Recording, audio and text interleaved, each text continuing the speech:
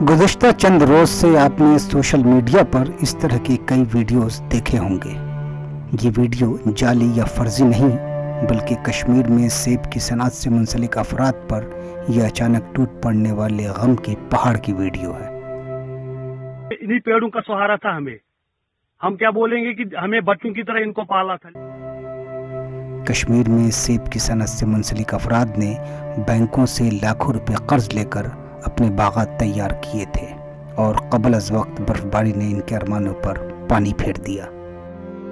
अभी हमने फसल उतारा भी नहीं था, जो कि अचानक बर्फ होने की वजह से पूरा तबाह व बर्बाद हो गया। हमारी पुरजोर अपील यही सरकार से है कि हमने जो अपने बैंक शाखों से कर्जा लिया था उसमें हमें माफ़ किया जाए। वादी में एक कसीर आबादी की ज़रिए आमदनी सेब की सनअत है। नवंबर के आखिर तक बाग मालिकान पेड़ों से सेब उतार कर मुल्क की दीगर रियासतों में इसे बरामद करते हैं, लेकिन कुदरत ने इस कदर कहर बर्पा किया कि बाग मालिकान को यकलख्त ही लाखों रुपए का खसारा बर्दाश्त करना पड़ा। मुतअल्लिक़ा महकमे के ओहदेदारान का कहना है कि नुकसान की वजह या तो उनमें बीमारी हो सकती है या तो बागात में पेड़ पुराने होने की वजह से वो बर्फ का वजन बर्दाश्त नहीं कर पाए।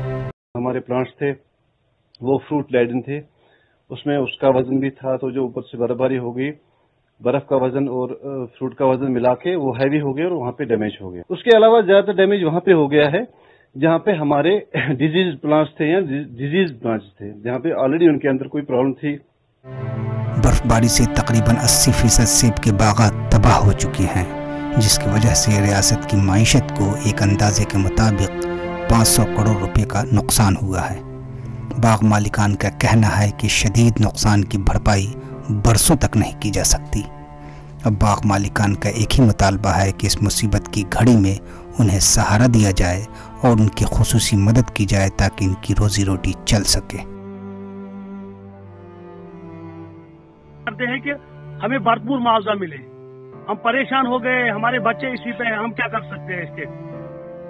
सेब के कारोबार में नुकसानात हर एक शोबे पर असरअंदाज होता है। कश्मीर में कबल वक्त बर्फबारी से यहाँ की मईशत की रीढ़ की हड्डी तस्वर की जाने वाली सनत बुरी तरह से मुतासिर हुई है।